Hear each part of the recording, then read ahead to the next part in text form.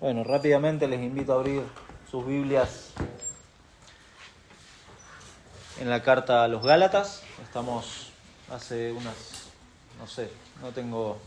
creo que es la 13ª o 14ª predicación sobre Gálatas que estamos haciendo. Estamos siguiendo esta carta.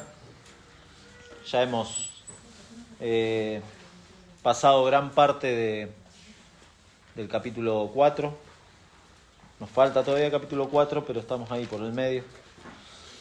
Vamos a leer desde el versículo 12 hasta el versículo 20. Esa es la parte que nos toca hoy. Vamos a leer y luego vamos a pedirle al Señor que nos ayude, que nos dé su gracia, que su Espíritu Santo creemos en el Espíritu Santo, que es el único que puede, en definitiva, aplicar su palabra para que el creyente la obedezca. Y también creemos firmemente que es solamente por el obrar del Espíritu Santo que Dios puede salvar al más vil pecador, como cantábamos hoy. Así que vamos a leer versículo 12. Pablo le escribe a los Gálatas, les dice: os ruego, hermanos, que os hagáis como yo, porque yo también me hice como vosotros. Ningún agravio me habéis hecho, pues vosotros sabéis que a causa de una enfermedad del cuerpo os anuncié el Evangelio al principio, y no me despreciasteis ni desechasteis por la prueba que tenía en mi cuerpo. Antes bien me recibisteis como a un ángel de Dios, como a Cristo Jesús. ¿Dónde, pues, está esa satisfacción que experimentabais? Porque os doy testimonio de que si hubieseis podido, os hubierais sacado vuestros propios ojos para dármelos. ¿Me he hecho, pues, vuestro enemigo por deciros la verdad? Tienen celo por vosotros, pero no para bien, sino que quieren apartaros de nosotros para que vosotros tengáis celo por ellos. Bueno es mostrar celo en lo bueno siempre, y no solamente cuando estoy presente con vosotros. Hijitos míos, por quienes vuelvo a sufrir dolores de parto hasta que Cristo sea formado en vosotros, quisiera estar con vosotros ahora mismo y cambiar de tono, pues estoy perplejo en cuanto a vosotros. Señor, te pedimos una vez más tu guía, tu ayuda, tu auxilio al recorrer este pasaje, confiados plenamente en el poder de tu palabra para edificar a tu iglesia, para santificar a los santos, para salvar al más vil pecador. Señor, rogamos que tú actúes de esa manera, si es tu voluntad. Sabemos que es tu voluntad, tu palabra dice que tu voluntad es nuestra santificación. Y por lo tanto, Padre, rogamos, nos ayudes en esta mañana, que tu palabra así actúe sobre nosotros. Señor, te lo pedimos en el nombre de Jesús. Amén. Amén. Bien. Bueno, más de una vez habrá escuchado decir que en general los argentinos somos resultadistas. Bueno, lo aplicamos en muchas áreas, principalmente, y bueno, es algo muy personal, lo aplico al deporte, al fútbol. Somos resultadistas, es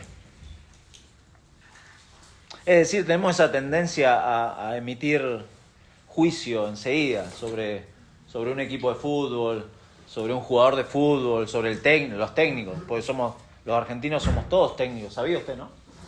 Que los argentinos somos todos. Impresionante. Pero si lo piensa en fino,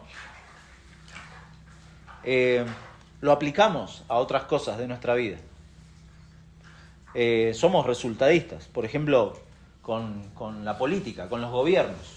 Somos resultadistas con nuestros compañeros de trabajo.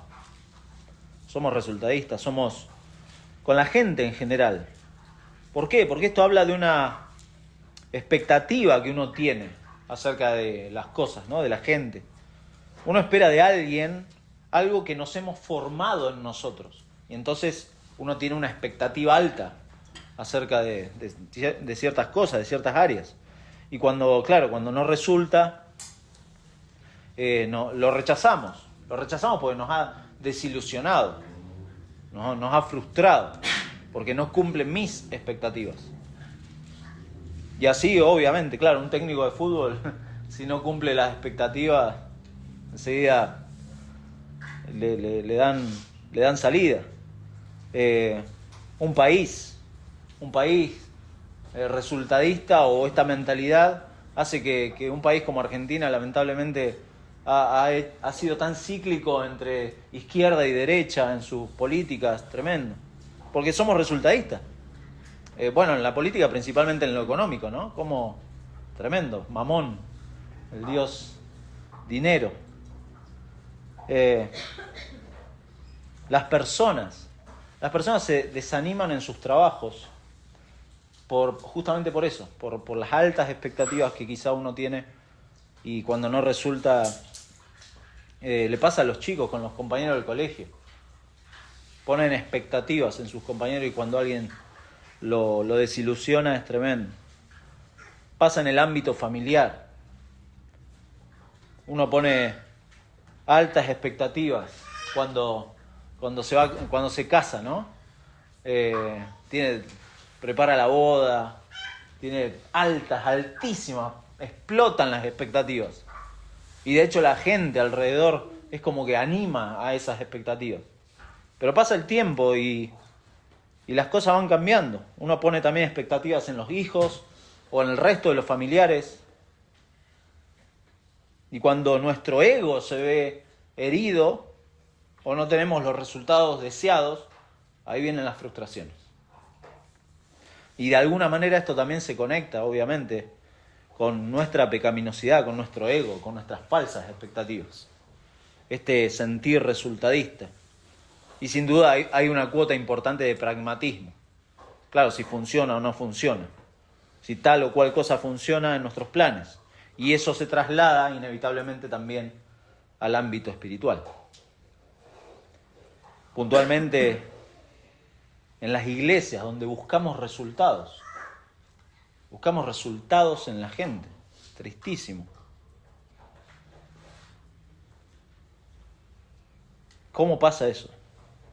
Bueno, muchas veces ponemos justamente expectativas irreales en la gente o expectativas que no están en línea con lo que Dios quiere en esas personas. Y muchas veces el desánimo o la falta de servicio o la falta de responsabilidad, de compromiso en la iglesia es por una expectativa o un sentir resultadista y pragmático que es erróneo. Y al ser pragmáticos dejamos a un lado lo que el Evangelio realmente hace en la vida de la persona, los efectos del Evangelio en la vida del creyente.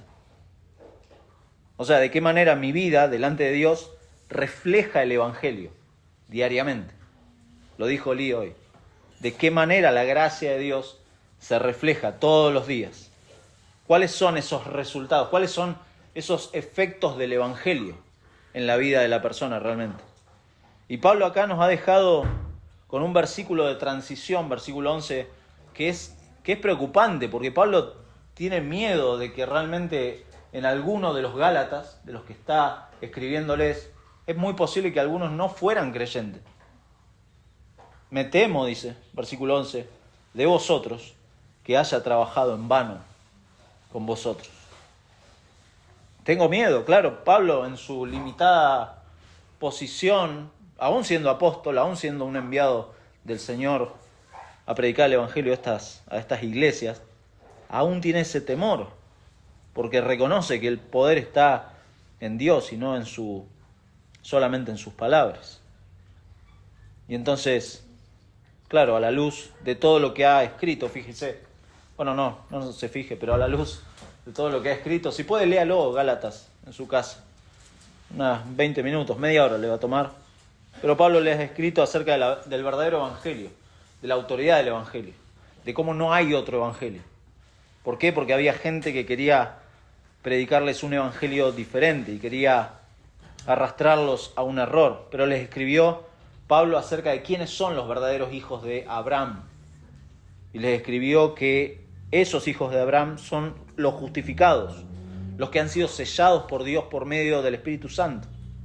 Le ha presentado la realidad de que quienes intentan justificarse por las obras de la ley están aún bajo la maldición de la ley, porque nadie puede cumplir la ley, nadie puede.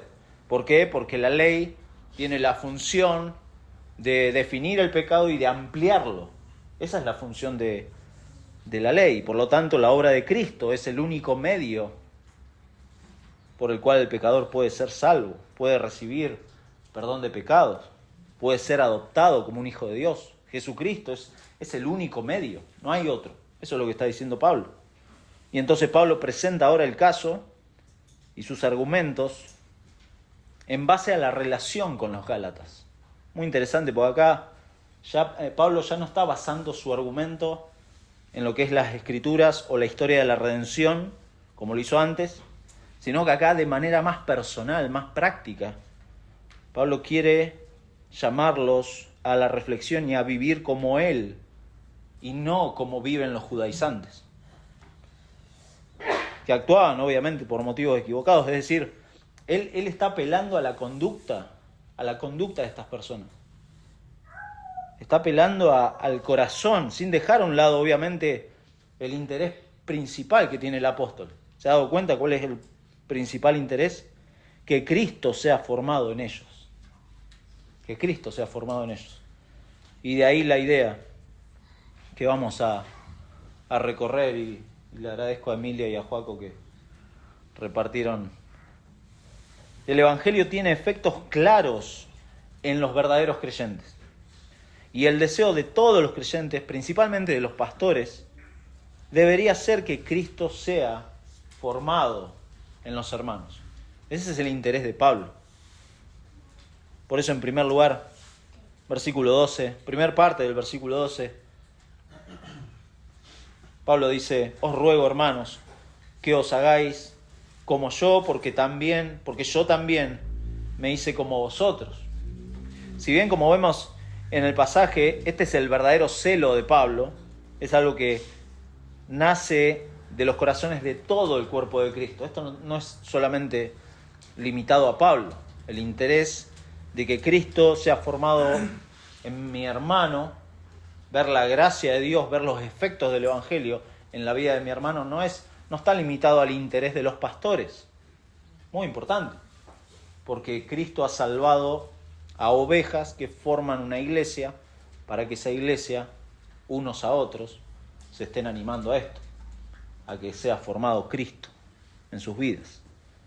¿Cuáles son esos efectos del Evangelio? ¿Qué consecuencias, qué fruto, qué impacto ha tenido el Evangelio en su vida? Son buenas preguntas. ¿Puedo ver la gracia de Dios en la vida de mi hermano? ¿Cuál es mi verdadero interés por mi hermano? ¿Cuál es la verdadera preocupación que tengo por mi hermano? Bueno, Pablo, acá en este versículo 12, marca como el ritmo de lo que va a seguir diciendo. Marca el ritmo. De hecho, lo hace es el primer imperativo de la carta. No lo habíamos dicho, pero en toda la carta no ha habido imperativos hasta acá. Hasta acá. ¿Cuál es ese imperativo? Que os hagáis como yo. Interesante, pues son las primeras palabras en el original. En la oración está esa primera frase. Nosotros en la Reina Valera tenemos os ruego, hermanos, en primer lugar, pero la primera parte y lo enfático de esa oración es que os hagáis como yo. Podríamos leer: háganse como yo soy, porque yo también me hice como son ustedes. Hermanos, esto les ruego. O sea, el os ruego, hermanos, va a lo último. Lo principal acá es que os hagáis como yo. ¿En qué sentido los Gálatas debían hacerse como Pablo? ¿De qué manera? Bueno, en el contexto de la carta Pablo viene hablando y viene afirmando la autoridad del Evangelio, del verdadero Evangelio, en contra del legalismo de los judaizantes. Por la gracia de Dios, Pablo aprendió que la única forma de agradar y glorificar a Dios era dejar de confiar en su propia justicia, confiar en la de Cristo. Entonces ahora le insta a los Gálatas y les dice, sigan este camino, sigan esta conducta, sean como yo, en ese sentido. Rechacen esas falsas enseñanzas, vuelvan al principio, vuelvan a la fuente, vuelvan al Evangelio. Reconozcan su identidad ahora en el Evangelio, sean como yo, sean como yo. Pablo está apelando al corazón de estos hermanos, al corazón. Los argumentos teológicos ya han sido presentados. Ya han sido presentados. Usted lee capítulo 1, 2, 3 y parte del 4. Y ya está, los argumentos teológicos y doctrinales. Ahora la cosa se vuelve mucho más personal, mucho más íntima. Por eso las palabras finales que dijimos de la oración, aunque acá las tenemos al principio en la Reina Valera. Hermanos, esto les ruego, les imploro, háganse como yo, dejen a un lado estas falsas enseñanzas de estos legalistas. Acá hay un tono de preocupación de Pablo que está intacto desde el capítulo 1, ¿no? ¿Recuerda? Estoy asombrado de que tan pronto se hayan desviado del verdadero evangelio. O sea, la preocupación de Pablo está latente en cada capítulo. ¿Por qué? Porque estos hermanos se han dejado fascinar por los errores de estos judaizantes que ahora están siguiendo un evangelio diferente. Pablo había muerto a la ley para vivir ahora para Dios. Eso les dijo en capítulo 3, capítulo 2, versículo 20. Con Cristo estoy juntamente crucificado y ya no vivo yo, mas vive Cristo en mí. Y lo que ahora vivo en la carne, lo vivo en la fe del Hijo de Dios, el cual me amó y se entregó a sí mismo por mí. Háganse como yo. Mueran a estas falsas enseñanzas. No se dejen arrastrar por esto. Reconozcan cuál es su identidad en Cristo. Háganse como yo. Es ese el sentido de la frase, la que sigue, ¿no? Como yo también me hice como vosotros. Es decir, Pablo se había despojado del legalismo. Pablo había dejado de lado esto. Recuerda quién era Pablo. A Pablo lo caracterizaba su conducta como fariseo. Pablo era el más duro de los legalistas. Él sabía muy bien de qué se trataba esto. Y Pablo le dice, yo me hice como ustedes. ¿Por qué? Porque dejé de lado mi fariseísmo. Dejé de lado todo eso. ¿Por qué? Porque ahora soy libre en Cristo. Soy libre en Cristo. Háganse como yo.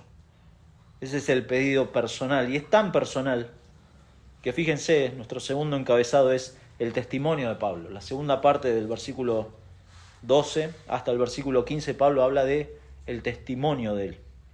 No de su testimonio completo, sino de cómo él llegó a las iglesias de Galacia. Dice versículo 12, la segunda parte, ningún agravio me habéis hecho, pues vosotros sabéis que a causa de una enfermedad del cuerpo os anuncié el Evangelio al principio.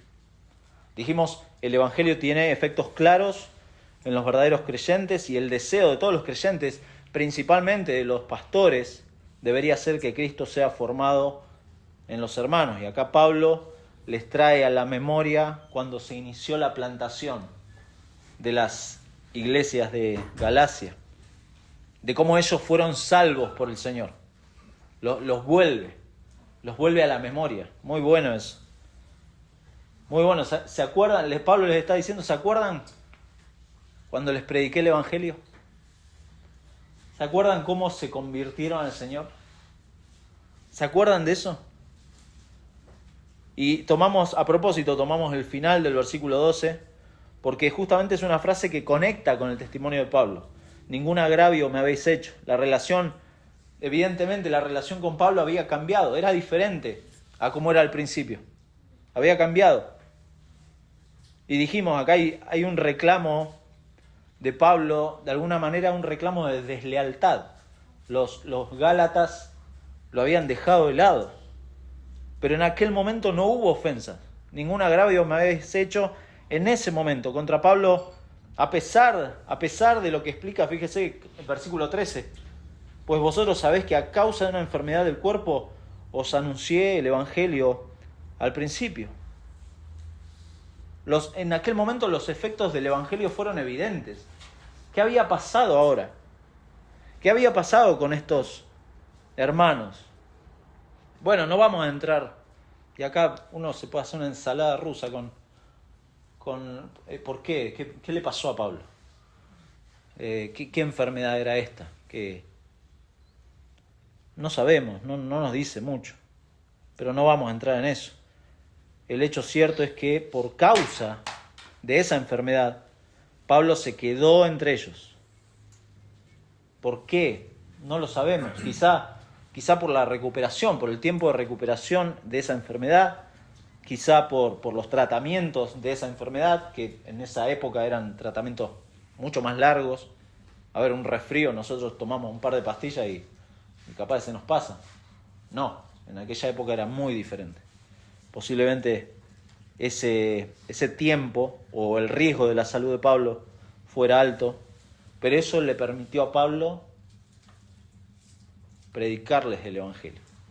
Precioso, porque Pablo no puso como excusa lo que él estaba pasando. No, se enfocó en lo que tenía que hacer, en lo que el Señor le había mandado, más allá de su salud. Y por eso nos dice el versículo 14, la primera parte, y no me despreciasteis, ni desechasteis por la prueba que tenía en mi cuerpo. No lo dejaron de lado. Algunos dicen, bueno, en función de lo que está diciendo Pablo acá, capaz que la enfermedad era desagradable, era algo que podía resultar, normalmente a cualquier persona le podía ser como algo de rechazo. No lo sabemos, no sabemos qué le estaba pasando a Pablo, pero lo que está queriendo hacer acá, podríamos especular un montón de cosas, pero acá Pablo les está tratando de traer a la memoria el momento en que ellos conocieron al Señor. Y por eso les dice versículo 14, la segunda parte, antes bien me recibisteis como a un ángel de Dios, como a Cristo Jesús. Pablo está queriendo despertar a la memoria de cómo las cosas fueron al principio. ¿Cómo fue al principio? ¿Cómo fue cuando les prediqué? Me recibieron como un ángel de Dios, como a Cristo Jesús. No me rechazaron, no sé qué tenía en el cuerpo, pero no me rechazaron. Me recibieron y así recibieron el Evangelio, así les fue predicado. Mi hermano, son cosas que olvidamos. Y lo hablábamos, creo que el domingo pasado, con los hermanos que estamos haciendo membresía. Qué fácil nos olvidamos del Evangelio. Qué fácil nos olvidamos del Evangelio porque pensamos que el Evangelio es solamente la puerta de entrada a la fe. Y lo olvidamos. Nos acordamos de quizá alguno hizo una oración, quizá alguno recuerda cuando se bautizó, tiempos, momentos, eventos. Pero nos olvidamos fácilmente porque pensamos que el Evangelio solamente es una puerta de entrada y luego lo olvidamos. Pero necesitamos recordarlo. Necesitamos recordar el Evangelio debido a que la vida y la identidad de la iglesia está fundamentada en el Evangelio. Esto es nuestra vida, no es la puerta de entrada. No predicamos el Evangelio a los incrédulos para que el incrédulo crea, se sume a la iglesia y olvide el Evangelio. No, porque el Evangelio tiene efectos en la vida del verdadero creyente.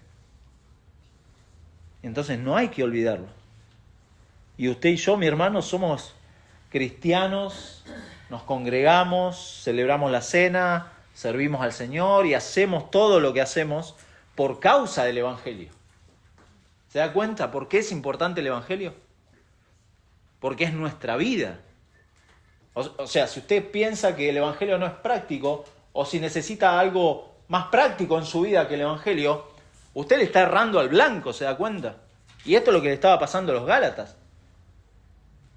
No, Pablo, dejá de hablarme del Evangelio, hablame de algo más práctico, algo de la cotidiana. el Evangelio no es cotidiano, entonces estamos en graves problemas. Eso está diciendo Pablo. Háganse como yo y no se olviden del Evangelio, porque eso es la vida del creyente en particular, pero la vida de la iglesia en comunidad. Esto es la vida de la iglesia. No lo podemos olvidar. Por eso su identidad, su obediencia, su santidad, no es lo que lo hace cristiano. Vuelvo a repetir esa frase. Lo que usted hace día a día, su obediencia, su santidad, no lo hace cristiano a usted. No lo hace cristiano. Es al revés. Primero es el Evangelio. Y si no hay Evangelio, su santidad, su obediencia, es todo legalismo. Es todo moralismo. Si no existe el Evangelio. ¿Se da cuenta por qué es la vida del creyente y de la iglesia? Fácilmente nos pasa lo de los Gálatas. Olvidamos y, claro, nos jactamos de nuestra justicia, de nuestros méritos, o nos hundimos en nuestras fallas también. ¿Por qué? Porque olvidamos el Evangelio. Gracias a Dios por... Tremendo. Hagan esto en memoria de mí. Claro, pues necesito recordarlo. Necesito traerlo a la memoria. Por eso Pablo, de vuelta, una pregunta retórica les hace, versículo 15. ¿Dónde, pues, está esa satisfacción que experimentabais? ¿Dónde está esa satisfacción? Los Gálatas habían experimentado una época de descubrimientos asombrosos. ¿Se acuerda de esa época?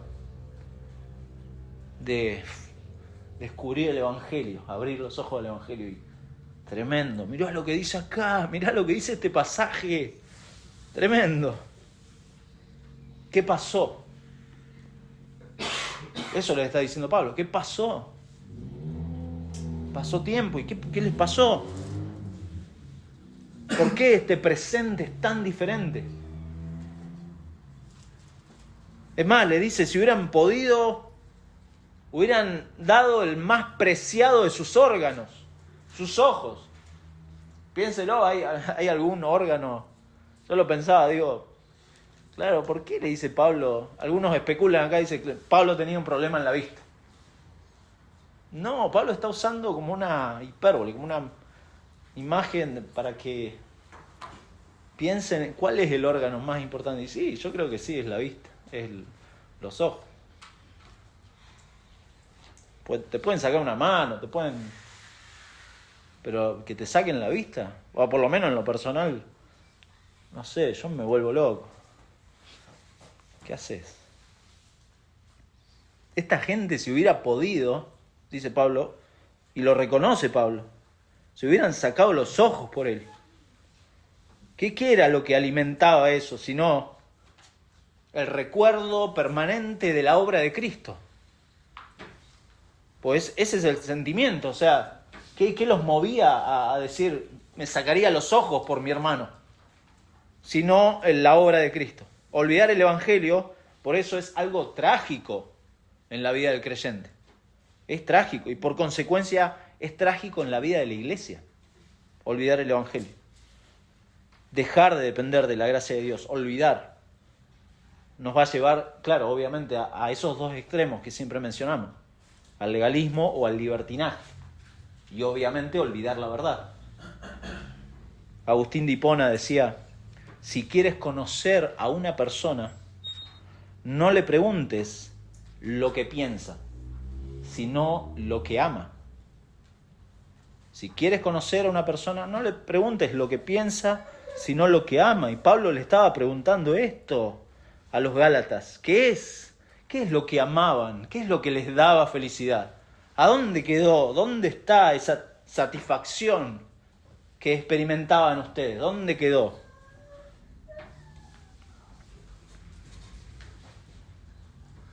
¿Qué efectos ha hecho el Evangelio en sus vidas? ¿A dónde quedó eso?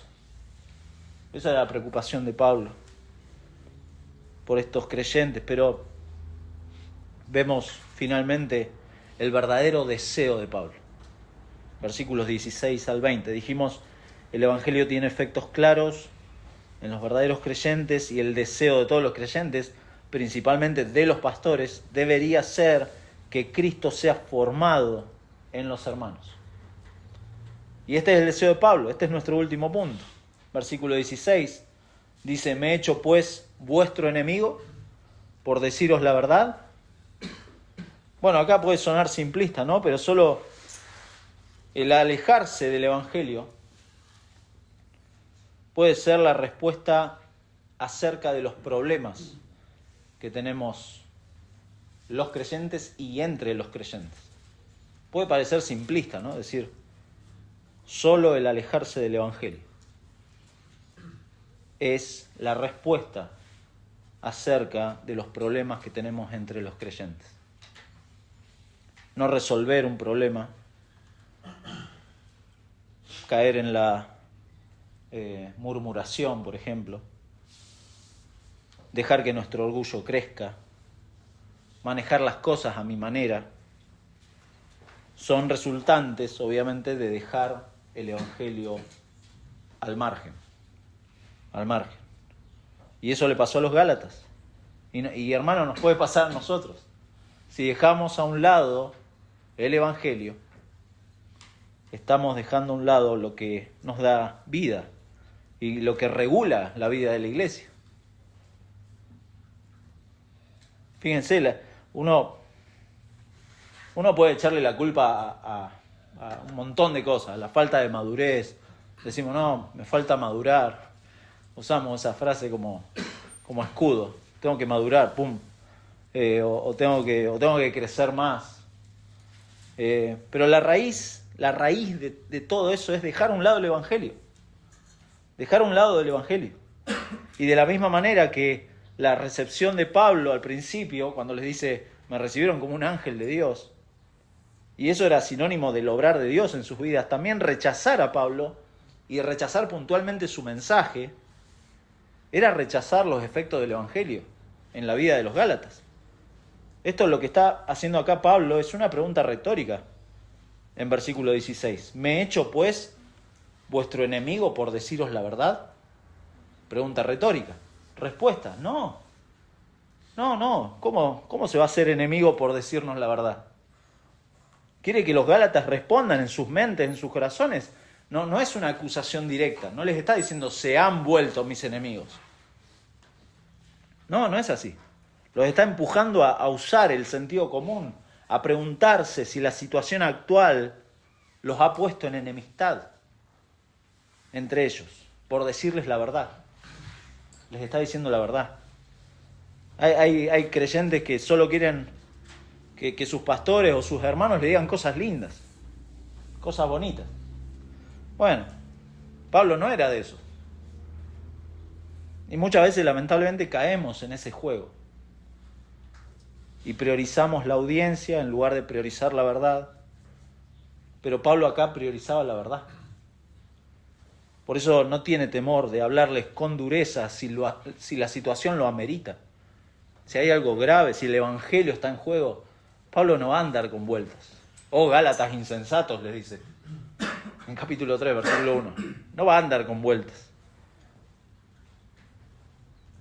Por eso no tiene temor de hablarles de esta situación así. Por eso no tiene temor de enfrentarse. Recuerda, se enfrentó unos capítulos atrás, se enfrentó al mismo Pedro. No tiene temor Pablo de hacerlo. ¿Por qué? Porque estaba en juego algo mucho más importante que su propia reputación. Estaba en juego la verdad del Evangelio. Estaba en juego la salud de la iglesia, la salud de los creyentes. Entonces, si alguien pone en juego eso, bueno, sepa que no solamente los pastores, la iglesia se va a poner en guardia, mi hermano. Y es correcto.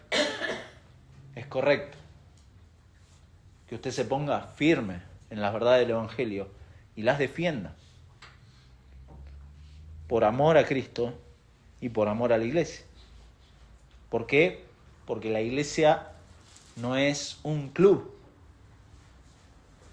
No, la iglesia no es un club, no es donde usted paga la cuota mensual, hace sus cosas y se retira como cualquier abonado a un club. No, no es eso. La iglesia no es un club. ¿Por qué? Pues si uno fuera dueño del club, supóngase, ¿cuál sería mi interés? Que pague la cuota. Claro, que pague la cuota. Después el resto de su vida, no me importa. La verdad, no me importa. Si abonó su cuota, haga lo que quiera. Eso es un club. Y esa es la actitud de un dueño de un club. Y eso es lo que hacían los judaizantes. Los judaizantes les importaba que se circuncidaran. Después, bueno, de su vida, no les interesaba. De nuevo, cito a Agustín de Hipona: los que no quieren ser vencidos por la verdad son vencidos por el error. Y eso le pasaba. Los gálatas estaban siendo vencidos por el error. Por eso, versículo 17 muestra la actitud de los judaizantes. Tienen celo por vosotros. Esta gente que confunde, tienen celo por vosotros. Pero no para bien, sino que quieren apartaros de nosotros para que vosotros tengáis celo por ellos. Celo por ellos. El celo de los judaizantes es el celo de los dueños de un club. ¿Se da cuenta? Quieren que, como se usa esa frase, quieren que se pongan la camiseta. ¿Lo ha escuchado? No se puso la camiseta. Pero no les interesaba su vida, no les interesa su crecimiento, mucho menos la verdad. El deseo de estos judaizantes era sacarlos de la iglesia o sacarlos de la verdad. No les interesaba otra cosa. Y 3 veces se muestra en la carta este deseo. Acá lo dice versículo 17, capítulo 6 al final, versículo 12, dice: todos los que quieren agradar en la carne. Y cuando dice todos los que quieren, el quieren, esa es la misma palabra de deseo, agradar en la carne. Estos os obligan a que os circuncidéis solamente para no padecer persecución a causa de la cruz de Cristo. O sea, dejan de lado el Evangelio. Versículo 13, porque ni aun los mismos que se circuncidan guardan la ley, pero quieren, de nuevo, la palabra de deseo, quieren que vosotros os circuncidéis para gloriarse en vuestra carne. Los dueños de un club, el club de los judaizantes, podríamos decirle. Tremendo. Esto es lo que quieren: ser alabados, ser honrados, ser adulados, y así andan. Los gálatas y cualquier creyente a lo largo de la historia enfrentan este dilema de mostrar o celo por el Evangelio o dejarse llevar por errores que dejan a un lado el Evangelio. Siempre estamos latentes a eso.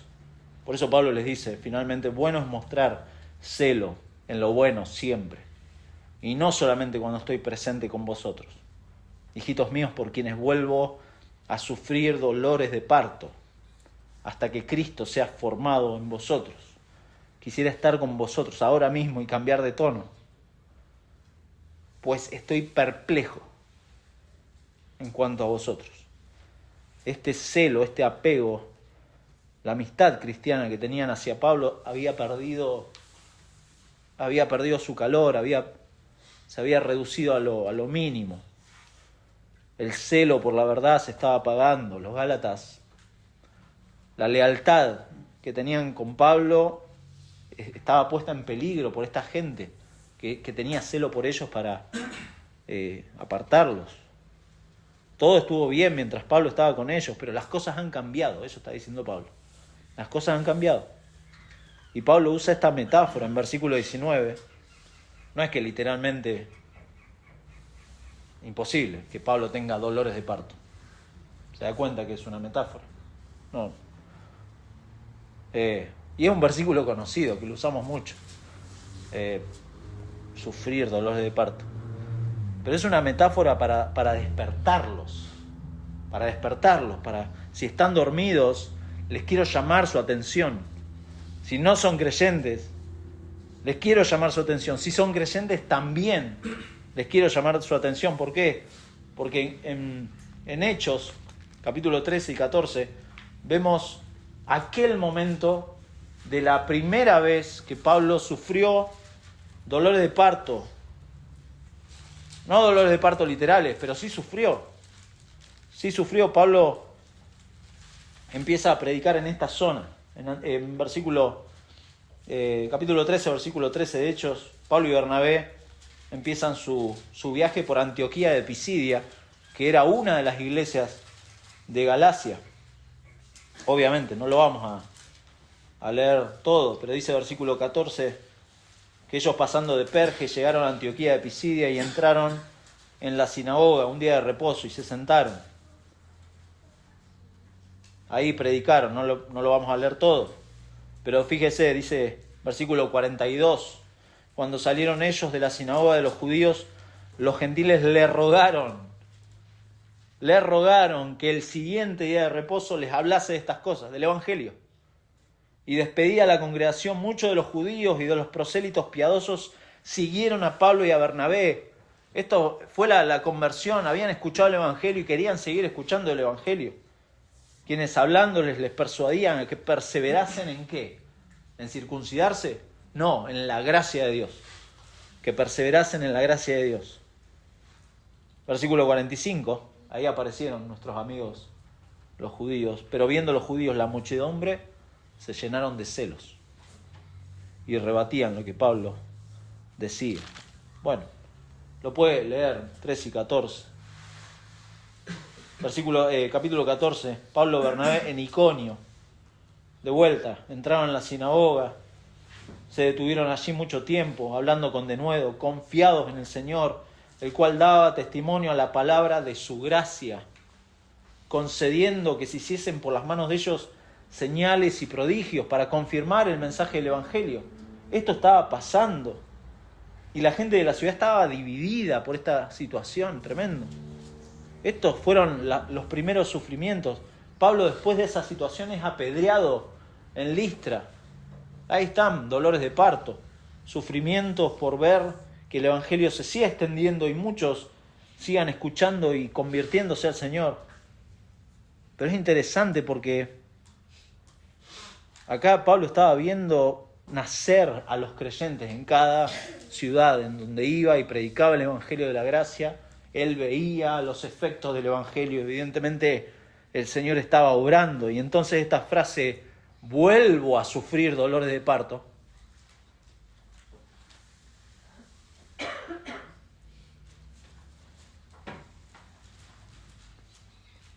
¿cuál habrá sido el efecto de escuchar esto de los Gálatas? Vuelvo a sufrir dolores de parto. Esto si no conmovió a los Gálatas, ¿por qué? Porque quizás alguno no había nacido de nuevo. Y Pablo estaba sufriendo dolores de parto. Y los dolores de parto de un no nacido son normales. Pero la imagen esta de volver a tener esos dolores, una vez que ya han nacido, es imagen del sufrimiento que el apóstol tiene por las iglesias y por los creyentes. Un problema similar. ¿Sabe qué iglesia fue una de las que más hizo sufrir a Pablo, no? Creo que más de uno podría decirlo. Los Corintios. Los Corintios. Segunda de Corintios, capítulo 11, versículo 22, dice, y empieza a hablar de su currículum, de todo lo que Pablo tenía. Son hebreos, dice versículo 22, yo también. Son israelitas, yo también. Son descendientes de Abraham, también yo. Son ministros de Cristo, como si estuviera loco hablo, yo más. En trabajos más abundantes, en azotes sin número, en cárceles más, en peligro de muerte muchas veces, de los judíos 5 veces. He recibido 40 azotes menos uno, 3 veces he sido azotado con varas, 1 vez apedreado, 3 veces he padecido naufragio. Esto no se parece en nada a los predicadores de la prosperidad, ¿no? 1 noche y 1 día he estado como náufrago en alta mar, en caminos muchas veces, en peligro de río, peligro de ladrones, peligro de los de mi nación, peligro de los gentiles, peligro en la ciudad, peligros en el desierto, peligros en el mar, peligros entre falsos hermanos, en trabajo y fatiga, en muchos desvelos, en hambre y sed, en muchos ayunos, en frío, en desnudez, y además O sea, hacía falta sumar algo más a eso. Y además de otras cosas, lo que sobre mí se agolpa cada día, la preocupación por todas las iglesias. ¿Quién enferma y yo no enfermo? ¿A quién se le hace tropezar y yo no me indigno?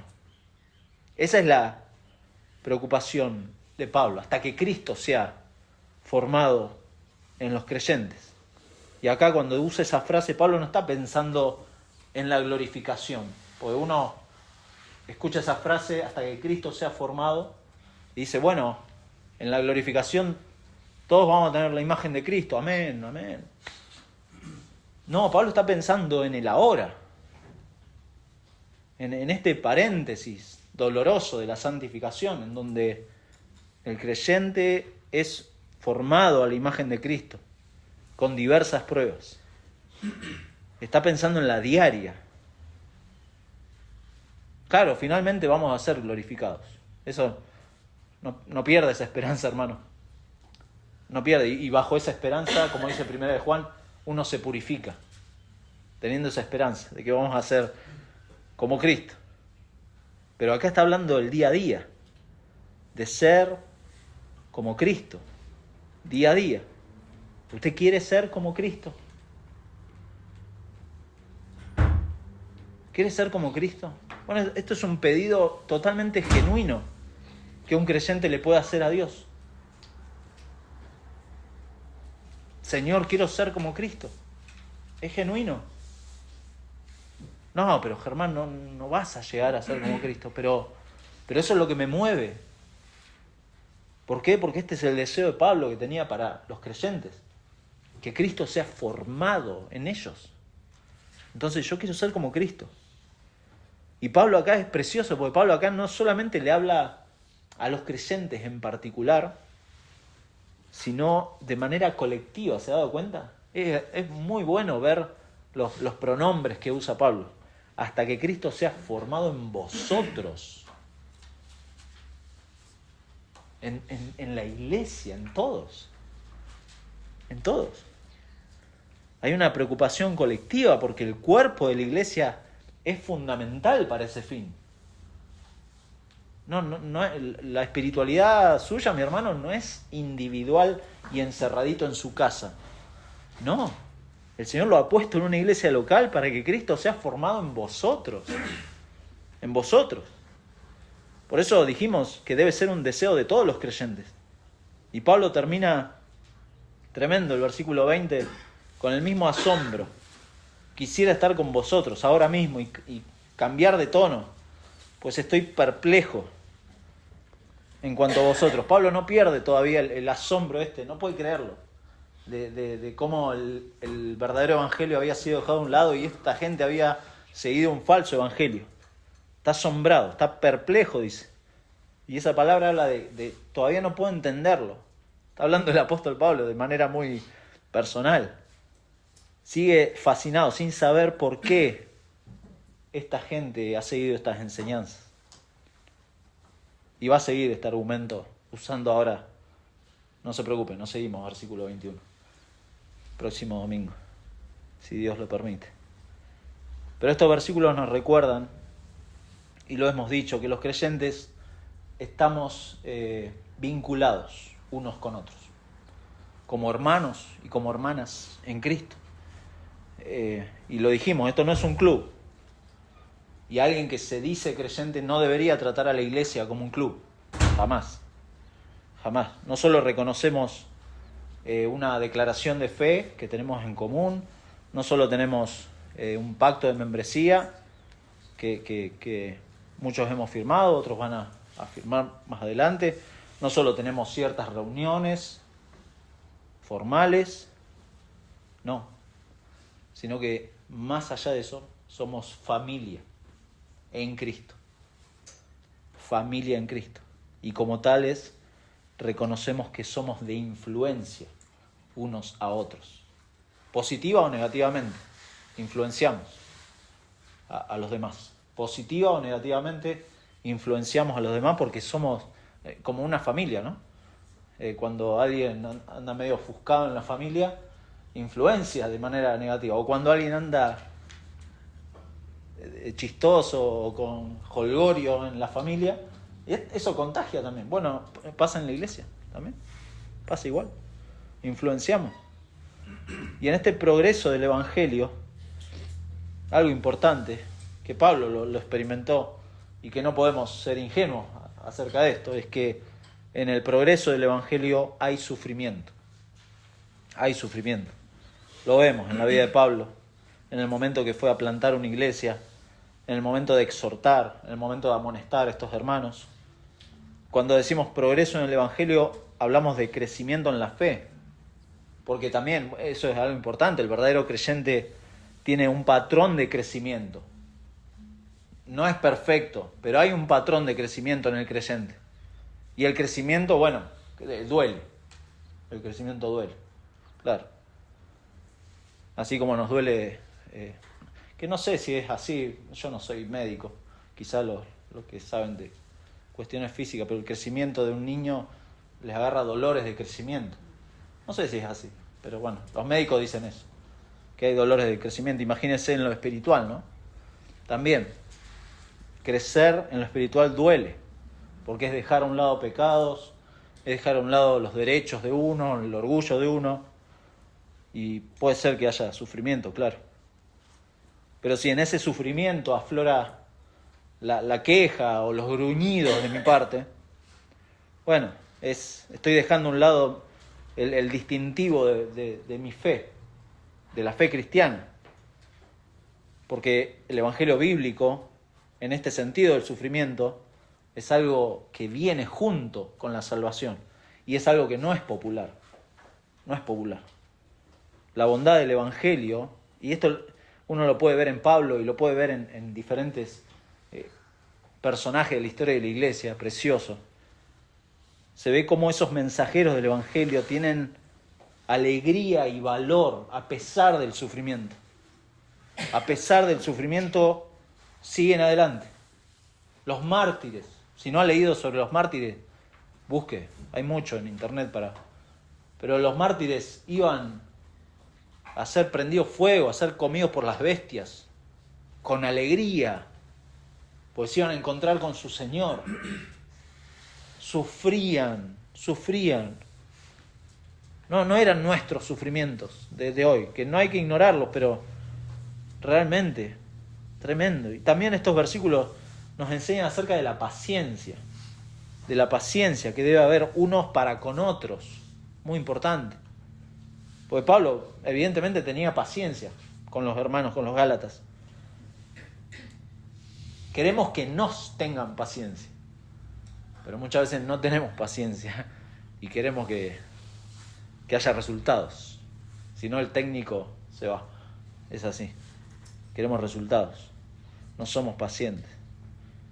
Y la vida cristiana, si quiere llamarlo santificación, es lo mismo.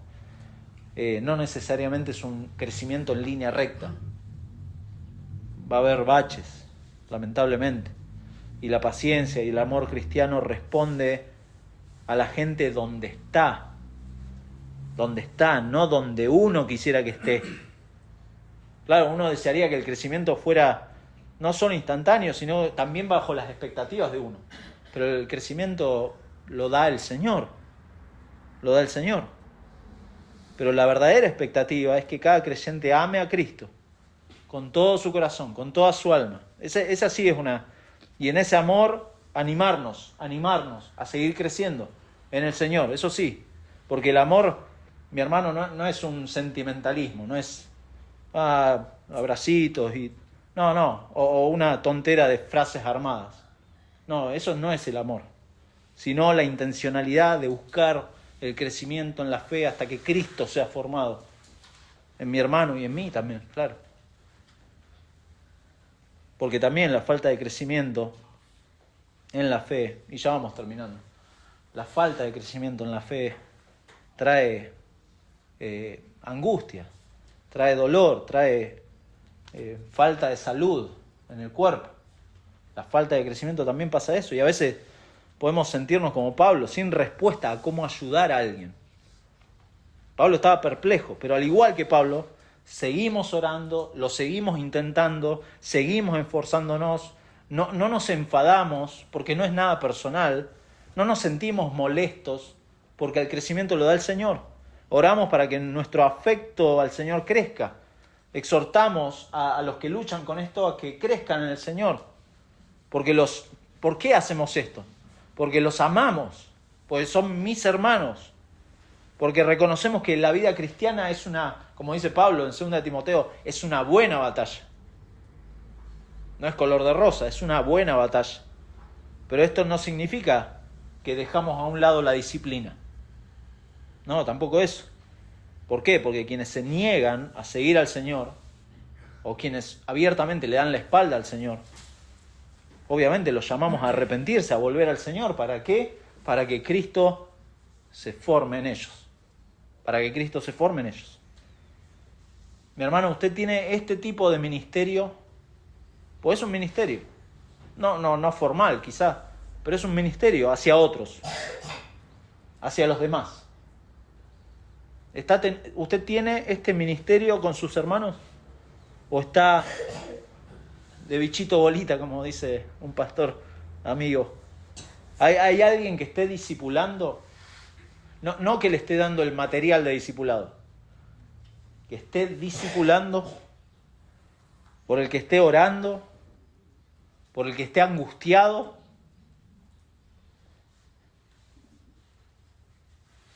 Bueno, si es así, amén. Si no, lo animo a involucrarse, a vincularse con sus hermanos. Lo puede llevar a la angustia y lo puede frustrar eso. Puede pasar, ¿por qué? Porque no ponga sus expectativas. Deje que el Señor obre, porque el crecimiento lo da el Señor. Mi hermano, descanse en el poder del Evangelio. El Evangelio tiene poder. Miremos a Cristo, a quien tiene el poder para cambiar vidas. Claro que sí. Miremos estos símbolos.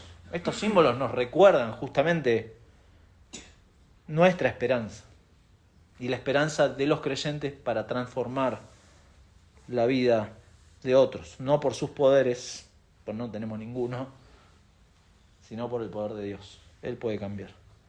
Ahí es el único lugar, mi hermano, donde cualquier pecador arrepentido puede acercarse a Dios, encontrar perdón de pecados y vida en abundancia. Y cuando el Señor habla de vida en abundancia, habla de una vida transformada, en donde Cristo se va formando en ellos. Les leo solamente para terminar y luego oramos. Colosenses capítulo 2, versículo 24. De nuevo, Pablo le escribe de manera personal a la iglesia de Colosas y dice: ahora me gozo. ¿En qué? En lo que padezco por vosotros. Y cumplo en mi carne lo que falta de las aflicciones de Cristo por su cuerpo, que es la iglesia, de la cual fui hecho ministro, según la administración de Dios que me fue dada para con vosotros, para que anuncie cumplidamente la palabra de Dios, el misterio que había estado oculto desde los siglos y edades, pero que ahora ha sido manifestado a sus santos, a quienes Dios quiso dar a conocer. Dios quiso dar a conocer las riquezas de la gloria de este misterio entre los gentiles. ¿Cuál es esa riqueza? Cristo en vosotros, la esperanza de gloria, a quien anunciamos, amonestando, acá está la parte práctica, amonestando a todo hombre y enseñando a todo hombre en toda sabiduría, a fin de presentar perfecto en Cristo Jesús a todo hombre. ¿De qué manera? Para lo cual también trabajo, luchando según la potencia de Él, de Cristo en mí, la cual actúa poderosamente en mí. Mi hermano, observe las expresiones de Pablo. El deseo, el gozo de Pablo, ¿cuál era? El mismo que con los Gálatas, que Cristo sea formado en los creyentes. Y por eso, como dijimos en nuestra idea, el Evangelio tiene efectos claros en los verdaderos creyentes. Hay efectos. hay resultados que son de Dios. Y por eso el deseo de todos los creyentes, principalmente de los pastores, debería ser que Cristo sea formado en mis hermanos y en mí, sin duda. Es lo que más queremos como iglesia. Vamos a orar. Señor, muchas gracias por tu palabra y el poder del Evangelio, Señor. Ahí está nuestra confianza. No está la confianza en nuestras actividades o en nuestro ingenio, en lo que podemos hacer. Señor, queremos descansar plenamente en el poder del Evangelio, en lo que Cristo hace realmente en la vida de los creyentes, Señor. Nos sentimos a veces ridículos al querer buscar cambios en las personas cuando hay un rechazo a tu mensaje y no podemos. Pero muchas gracias, Señor, por recordarnos por medio de tu palabra que tú vas a formar a Cristo en los creyentes, de alguna manera. Por diferentes medios, lo vas a hacer. Porque ese es tu deseo, Señor, para con tus hijos, para con tu iglesia. Y rogamos, Padre, que así lo hagas en esta semana, que nos ayudes en las diferentes áreas en donde nos movemos, en nuestros trabajos, con la familia, con vecinos, con amigos, Señor. Forma a Cristo en nosotros, Señor, y que en esa formación de Cristo también nos animes a predicar a Cristo a aquellos que no te conocen, Señor. El deseo nuestro, Padre, es que podamos servirte de esa forma, Señor. Muchas gracias por esta inmerecida gracia que tenemos en Cristo. Gracias por salvarnos. No tenías que hacerlo y no merecíamos en absoluto tanta bondad de tu parte, tanta misericordia, tanto amor. Y Padre, rogamos que ese amor que has derramado en nuestros corazones sea permanentemente el motor que nos mueva a desear justamente esta gracia en la vida de nuestros hermanos, Señor. Aquellos que están luchando con su pecado, con debilidades o con crisis en sus vidas, Señor, dales ánimo por medio del Evangelio. Aquellos que están en una buena temporada, que sean de ánimo para otros,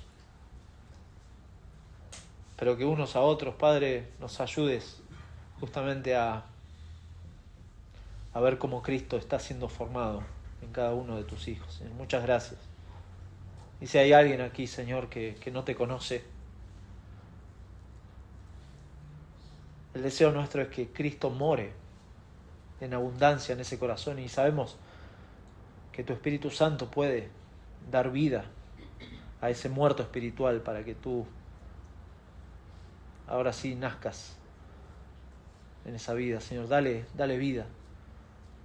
Dale vida, Señor. Ten misericordia. Ten misericordia. Abre sus ojos, pues no ve. Dale vida porque está muerto espiritualmente. Arrástralo a Cristo. Llévalo a la cruz, y que estos símbolos que vamos a compartir ahora, Padre, sea también una forma de poder ver el Evangelio una vez más, Señor. Muchas gracias, Padre, por este tiempo. Gracias por tu palabra. Acompáñanos en el resto de esta reunión, Señor, en el resto de este día, en esta semana que comienza, a fin de que nuestros corazones y nuestras mentes sean encendidos por las verdades del Evangelio, Señor. Te lo rogamos en el nombre de Cristo. Amén. Amén.